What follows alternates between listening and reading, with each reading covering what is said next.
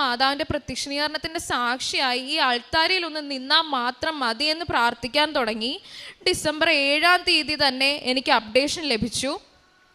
അവിടെ നിന്നും 2 ഫോംസ് എനിക്ക് അയച്ചു തന്നിട്ട് പറഞ്ഞു ഇത് ഫില്ല് ചെയ്ത് അയക്കണമേ എന്ന്.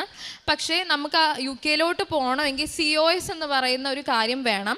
ആ ഫോം ഉണ്ടെങ്കിൽ മാത്രമേ നമുക്ക് വിസയ്ക്ക് അപ്ലൈ ചെയ്യാൻ സാധിക്കുകയുള്ളൂ. തുടർന്ന് ഞാൻ വീണ്ടും മാതാവിനോട് പ്രാർത്ഥിച്ചു. സാറ്റർഡേ സൺഡേ ആയതുകൊണ്ട് 8-ാം തീയതിയും 9-ാം തീയതിയും ഒന്നും നടന്നില്ല. ഡിസംബർ 10-ാം തീയതി തന്നെ എനിക്ക് COS ലഭിച്ചു. COS ലഭിച്ചതിന് ശേഷം ഞാൻ വിസയ്ക്ക് അപ്ലൈ ചെയ്തു.